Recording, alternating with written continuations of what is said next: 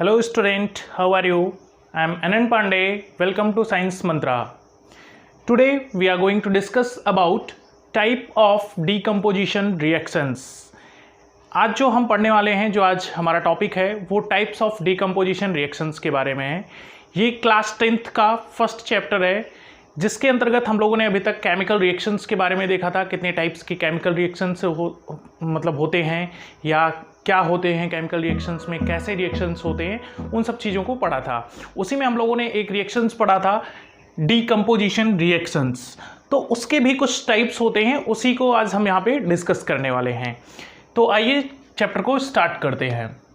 Types of decomposition reaction. जो types of decomposition reaction है, पहले तो हमें ये थोड़ा सा रिकॉल कर लेना होगा कि डिकम्पोजिशन रिएक्शन क्या होता है। डिकम्पोजिशन रिएक्शन मीन्स ये हुआ कि ऐसा कोई भी कंपोजिशन हो जिसमें वो क्या हो रहा हो, ब्रेक डाउन हो रहा हो। Suppose that A and B, जब इसका रिएक्शन होता है तो ये क्या होते हैं, अपने कंपोनेंट में ब्रेक डाउन हो जाते हैं, यानी कि A plus and B plus, A plus में बी। ठीक है, इस तरीके से इस प्रोसेस को कहते हैं डिकम्पोजिशन रिएक्शंस। ठीक है, अब उसी को देखते हैं कि ये कंपाउंड कैसे ब्रेक डाउन होता है। ऐसे ऑटोमेटिकली तो ब्रेक डाउन होगा नहीं, इसको ब्रेक डाउन करने के लिए कोई ना कोई प्रोसेस अडॉप्ट करना पड़ेगा या कोई ना कोई एक्सटर्नल फोर्स अप्लाई करना पड़ता है, जिसके बाद में ये कंपोनेंट क्या होते हैं, अपने मतलब इंडिविजुअल कंपोनेंट में या इंडिविजुअल एलिमेंट्स में ये क्या होंगे, डिवाइड हो जाएंगे या ब्रेक डाउन हो जाएंगे। तो देखते हैं कैसे होता है ये। ओके, तो यहाँ पर जो टाइप्स ऑफ डिकम्पोजिशन रिएक्शन है उसमें बेसिकली मेनली 3 टाइप से हम उसको डिकम्पोज करते हैं। कैसे? एक फर्स्ट हमारा है thermochemical, second one is photochemical and third one is electrochemical. Thermochemical means क्या होता है? थर्मो मीन्स होता है हीट देना, किसी चीज़ को गर्म करना। ठीक है, थर्मो मीन्स होता है हीट प्रोवाइड करना या किसी चीज़ को गर्मी देना, उसे हम कहते हैं थर्मो। ठीक है, थर्मोकेमिकल रिएक्शन या मतलब एक, अगर इसको दूसरी तरीके से देखा जाए तो इसे ये भी बोलते हैं थर्मोलाइसिस, थर्मोलाइसिस भी बोला जाता है। ऐसे ही फोटोकेमिकल, फोटो मीन्स होता है लाइट, जो हमारे सनलाइट होती है फोटोकेमिकल। ठीक है, तो उसे बोलते हैं फोटोलाइसिस, यानी कि सनलाइट की प्रेजेंस में जो रिएक्शंस करवाए जाते हैं उन्हें हम बोलते हैं फोटोकेमिकल रिएक्शंस या फिर फोटोलाइसिस। ऐसे ही जो हमारा थर्ड है इलेक्ट्रोकेमिकल, इलेक्ट्रो मीन्स इलेक्ट्रिसिटी। तो ऐसा रिएक्शंस जब इलेक्ट्रिसिटी की प्रेजेंस में होता है या इलेक्ट्रिसिटी उसे दिया जाता है, उस रिएक्शंस में इलेक्ट्रिसिटी प्रोवाइड किया जाता है, तब जो रिएक्शंस होता है, डिकम्पोजिशन रिएक्शंस होता है, उस टाइप की रिएक्शंस को हम कहते हैं इलेक्ट्रोलाइसिस या फिर इलेक्ट्रोकेमिकल रिएक्शंस। ठीक है, अब इसके एग्जाम्पल देख लेते हैं। थर्मोकेमिकल के लिए मैंने यहाँ पर एग्जाम्पल में लिया है calcium carbonate, CaCO3, this is a calcium carbonate. जब कैल्शियम कार्बोनेट को हीट किया जाता है, ये जो सिंबल है आपको दिख रहा होगा ट्राइंगल शेप में, this is called, this is the symbol of heat. ठीक है, ये हीट का सिंबल है। तो जब कैल्शियम कार्बोनेट को 100 डिग्री सेंटीग्रेड पर हम इसको हीट प्रोवाइड करते हैं या गर्म करते हैं, तो ये ब्रेक डाउन हो जाता है। और किस चीज़ में ब्रेक डाउन होगा? कैल्शियम ऑक्साइड प्लस में कार्बन डाइऑक्साइड। ठीक है, ध्यान रखिएगा, कैल्शियम कार्बोनेट को 100 डिग्री सेंटीग्रेड पर गर्म करने से हमें कैल्शियम ऑक्साइड और कार्बन डाइऑक्साइड मिलता है। ठीक है, तो ये चीज़ ध्यान रखिएगा। इस प्रोसेस को कहेंगे हम थर्मोलाइसिस। ठीक, अब फोटोलाइसिस या फोटोकेमिकल रिएक्शन की तरफ मूव करते हैं। इसमें जो एग्जांपल लिया गया है वो सिल्वर क्लोराइड है, AgCl। AgCl को जब सनलाइट की प्रेजेंस में या सूरज की रोशनी में रख दिया जाता है, तब वो ब्रेक डाउन होकर के सिल्वर और क्लोराइड में कन्वर्ट हो जाता है। ठीक है, सिल्वर एंड क्लोराइड में कन्वर्ट हो गया। ऐसे ही जब वाटर के अंदर इलेक्ट्रिसिटी प्रोवाइड की जाती है, वाटर के अंदर इलेक्ट्रिसिटी प्रोवाइड की जाती है, तब वो अपने आयंस में डिवाइड हो जाते हैं, यानी कि हाइड्रोजन प्लस में ऑक्सीजन में, हाइड्रोजन एंड ऑक्सीजन में डिवाइड हो गए जब हमने वाटर को क्या किया, इलेक्ट्रिसिटी प्रोवाइड किया। तो इस टाइप की प्रोसेस को कहते हैं इलेक्ट्रोलाइसिस। नेक्स्ट मूव करते हैं, जब एनर्जी इन्वॉल्व होती है किसी रिएक्शन में, एनर्जी इन्वॉल्व होती है तो उसका भी एक स्पेसिफिक टर्म होता है। जैसे कि अगर किसी भी केमिकल रिएक्शन में हम एनर्जी दे रहे हैं, उसे एनर्जी इनपुट करा रहे हैं उस रिएक्शन के अंदर, तब उस टाइप की रिएक्शंस को क्या कहते हैं। और जब कोई केमिकल रिएक्शंस होता है उसके बाद में, उसके थ्रू या after the reaction when energy is released, तो हम उसे क्या कहते हैं। जब रिएक्शन में हम एनर्जी दे रहे हैं तब उसे क्या कहेंगे, और जब रिएक्शन से एनर्जी रिलीज हो रही है तब उसे क्या कहेंगे। तो उसके बेसिस पर types of reactions involving energy, उसके बेसिस पर दो टाइप के रिएक्शंस होते हैं। एक होता है एंडोथर्मिक रिएक्शन और दूसरा होता है एक्सोथर्मिक रिएक्शन। ठीक है, एनर्जी इन्वॉल्विंग के आधार पर या उसके बेसिस पर कितने टाइप के रिएक्शंस होते हैं, 2 टाइप्स के होते हैं, endothermic reaction and exothermic reaction. अब आइए डिस्कस करते हैं एंडोथर्मिक एंड एक्सोथर्मिक रिएक्शन के बारे में। एंडो मीन्स होता है इनपुट करना या एंटर करना। ठीक है, एंडो मीन्स क्या हुआ, इनपुट देना या एंटर करना। तो एंडोथर्मिक मीन्स हुआ, थर्मिक मतलब हीट, थर्म अभी मैंने बताया ना, यहाँ पे आप लोगों ने देखा थर्मोकेमिकल, थर्मो मीन्स क्या होता है, हीट, तो ऐसे ही थर्मिक वर्ड उसी से बना हुआ है। ठीक है, तो एंडोथर्मिक मतलब जब हीट किसी भी रिएक्शंस में दी जाती है या एनर्जी, अब हीट क्या है, हीट भी हमारा एक काइंड ऑफ एनर्जी है, फॉर्म ऑफ एनर्जी है ना, हीट क्या है, फॉर्म ऑफ एनर्जी है। तो जब किसी रिएक्शंस में एनर्जी प्रोवाइड किया जाता है उस टाइप के रिएक्शंस को कहते हैं हम एंडोथर्मिक रिएक्शन। यानी कि अगर इसका डेफिनेशन हमें देना हो तो हम क्या दे सकते हैं, अगर इसका डेफिनेशन हमें देना हो तो हम क्या लिख सकते हैं यहाँ पे, the reaction in which energy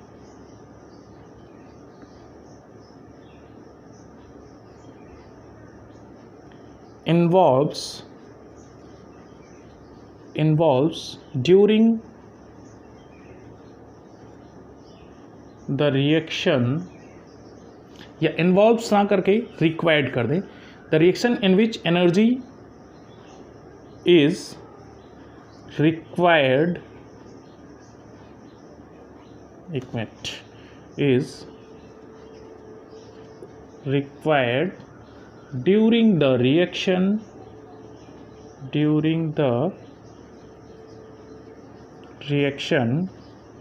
is called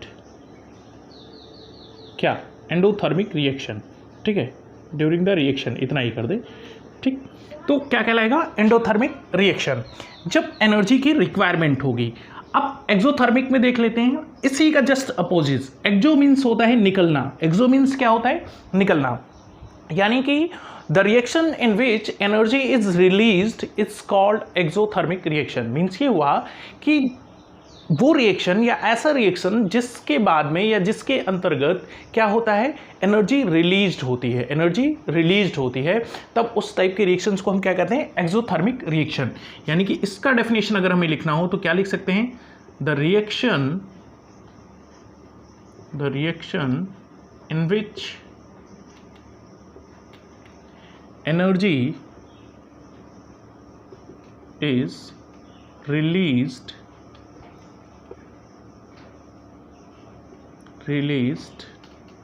during the reaction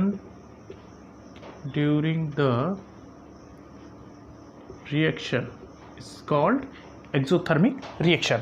अब दोनों के एग्जाम्पल देख लेते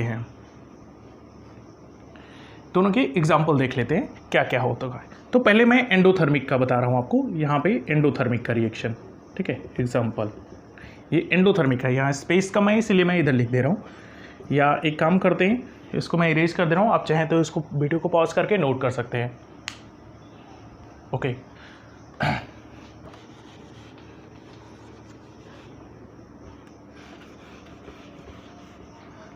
ठीक है। अब इसके देखते हैं क्या एग्जाम्पल हो सकते हैं एंडोथर्मिक रिएक्शंस का। एंडोथर्मिक रिएक्शंस के बहुत सारे एग्जाम्पल हैं, जैसे कि फॉर एग्जाम्पल अगर बात किया जाए कि क्या होता है, फोटोसिंथेसिस। एंडोथर्मिक में फोटोसिंथेसिस।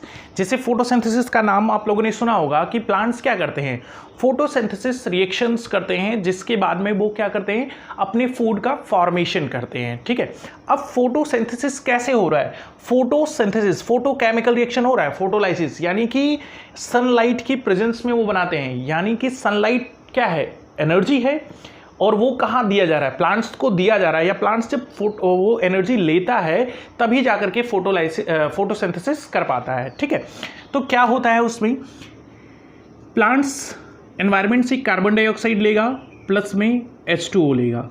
ठीक है, अब सनलाइट एंड क्लोरोफिल उसके लीफ में प्रेजेंट होता है, तो सनलाइट यहाँ पर हम केवल लिखेंगे, सनलाइट की प्रेजेंस में वो क्या बनाता है, C6H12O6 प्लस में O2। ठीक है, C6H12O6 प्लस में O2 प्लस में H2O। ठीक, अब ये जो है ये क्या कर रहा है, ठीक है, ये इक्वेशन जो है बैलेंस कर लीजिए। ठीक, यहाँ पे 12 लिखा हुआ है, इक्वेशन बैलेंस हो गया। तो कार्बन डाइऑक्साइड और वाटर को एब्जॉर्ब किया प्लांट ने, कार्बन डाइऑक्साइड को एनवायरनमेंट से, वाटर को सॉइल से एब्जॉर्ब किया, सनलाइट की प्रेजेंस में उसने ग्लूकोज, ऑक्सीजन और वाटर का फॉर्मेशन किया। ठीक है, ग्लूकोज, ऑक्सीजन और एंड वाटर का फॉर्मेशन किया। तो ये जो रिएक्शन हुआ, ये कौन सा रिएक्शन हुआ, एंडोथर्मिक। क्यों एंडोथर्मिक हुआ, क्योंकि हमने इस रिएक्शन में क्या दिया, सनलाइट प्रोवाइड किया, या सनलाइट की प्रेजेंस में ये रिएक्शन हुआ। ऐसे ही एक्सोथर्मिक की अगर बात किया जाए तो जो हमारा रेस्पिरेशन होता है, एग्जाम्पल में अगर देखा जाए तो जो रेस्पिरेशन होता है, यहाँ पे फोटोसिंथेसिस आप लिख सकते हैं, यहाँ पे रेस्पिरेशन। अब रेस्पिरेशन में क्या होता है, जस्ट अपोजिट, हमारे बॉडी के अंदर ग्लूकोज प्रेजेंट होता है, C6H12O6 ग्लूकोज प्रेजेंट होता है, और हम जब रेस्पिरेट करते हैं यानी कि क्या लेते हैं उसके थ्रू, रेस्पिरेशन के थ्रू ऑक्सीजन लेते हैं, एयर लेते हैं, और एयर में क्या रहता है, ऑक्सीजन प्रेजेंट रहता है। अब ये जब रिएक्शन करेगा इसके साथ में, तब क्या बनाएगा, जस्ट यही चीज़ बना देता है जो इधर आपको दिख रहा है। ठीक है, जस्ट सेम क्या बनाएगा, CO2 प्लस में H2O। ठीक, प्लस में एनर्जी रिलीज होती है, प्लस में एनर्जी रिलीज्ड होती है। ठीक है, ग्लूकोज जो हमारी बॉडी के अंदर प्रेजेंट होता है, जब हम रेस्पिरेट करते हैं, एयर लेते हैं, एयर में ऑक्सीजन प्रेजेंट होता है, वो ऑक्सीजन क्या करता है, इसके साथ में रिएक्शंस करता है, रिएक्शन करने के बाद में कार्बन डाइऑक्साइड और वाटर एंड एनर्जी का फॉर्मेशन कर देता है। तो ये आपका एग्जाम्पल हो गया एक्सोथर्मिक रिएक्शंस का। ठीक, इसी का एक एग्जाम्पल है burning of natural gas. Burning of natural gas, burning of natural gas, इसी का दूसरा एग्जांपल है। एक रेस्पिरेशन हो गया और एक हमारा क्या है, बर्निंग ऑफ नेचुरल गैस। अब बर्निंग ऑफ नेचुरल गैस में क्या चीज़ें होंगी,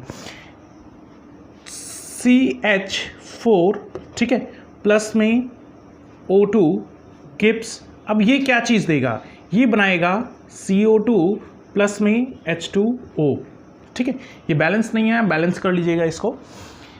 तो नेचुरल गैस को जब हम बर्न करते हैं, यानी कि ये क्या है आपका मीथेन है, मीथेन को जब ऑक्सीजन के साथ में रिएक्शन कराएंगे तब क्या चीज़ बनेगा, कार्बन डाइऑक्साइड एंड वाटर का फॉर्मेशन होता है।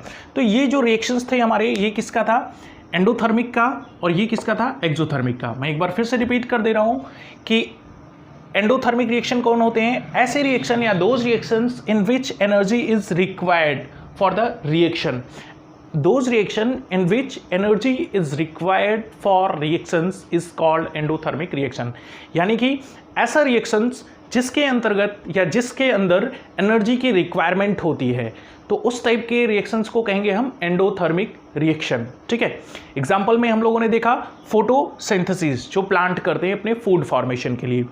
Exothermic reaction, those reactions in which energy is released, those reaction in which energy is released, यानी कि ऐसा रिएक्शन जिससे क्या हो रहा है, एनर्जी रिलीज हो रहा है, एनर्जी निकल रही है, उस टाइप की रिएक्शंस को हम कहते हैं एक्सोथर्मिक रिएक्शन। फॉर एग्जांपल अगर देखा जाए तो रेस्पिरेशन, जब हम सांस लेते हैं तो हमारी बॉडी के अंदर ग्लूकोज प्रेजेंट होता है, और जब सांस लेते हैं तो एयर लेते हैं, और उस एयर में क्या चीज़ प्रेजेंट होता है, ऑक्सीजन होता है। अब वो ऑक्सीजन क्या करेगा, हमारी बॉडी के अंदर जो ग्लूकोज प्रेजेंट है, जो हमने फूड के साथ में लिया था, वो क्या करेगा, उसके साथ में रिएक्शंस करेगा ग्लूकोज के साथ में, और क्या चीज़ बनाएगा, कार्बन डाइऑक्साइड एंड वाटर का फॉर्मेशन करता है, प्लस में एनर्जी जनरेट करता है। इसी एनर्जी जनरेट होने की वजह से हम अपने डेली रूटीन की एक्टिविटी कर पाते हैं, या जो भी हमें एनर्जी की रिक्वायरमेंट होती है वो इसी रिएक्शंस के थ्रू फुलफिल होती है। ठीक है, ऐसे ही बर्निंग ऑफ नेचुरल गैस, आप लोगों ने देखा होगा बहुत सारे नेचुरल गैस होते हैं, जैसे कि CNG, LPG, बहुत सारे होते हैं। तो वो कैसे बर्न करते हैं, उससे भी एनर्जी निकलती है। फ्यूल है, अगर आप CNG देख रहे हैं जो गाड़ियों में पड़ता है, वो क्या करता है, फ्यूल के रूप में वर्क कर रहा है, लेकिन जब वो बर्न होगा तभी एनर्जी जनरेट होगी उस इंजन में, और तभी वो गाड़ी मूव करेगी। तो मीथेन जो है जब ऑक्सीजन के साथ में रिएक्शन करेगा, या मीथेन जब ऑक्सीजन के साथ में रिएक्शन करता है तो क्या बनाता है, कार्बन डाइऑक्साइड एंड वाटर का फॉर्मेशन करता है। ठीक है, तो ये जो थे ये कुछ एग्जाम्पल थे। आई होप आपको ये चीज़ें समझ में आ गई होंगी। मैं आपसे कहना चाहूँगा, अगर आपको वीडियो पसंद आ रहा है तो वीडियो को लाइक करिए, सब्सक्राइब करिए एंड शेयर करिए, एंड बेल आइकन को जरूर प्रेस करिएगा, जिससे आपको नए नए वीडियोज़ की नोटिफिकेशन मिलती रहे।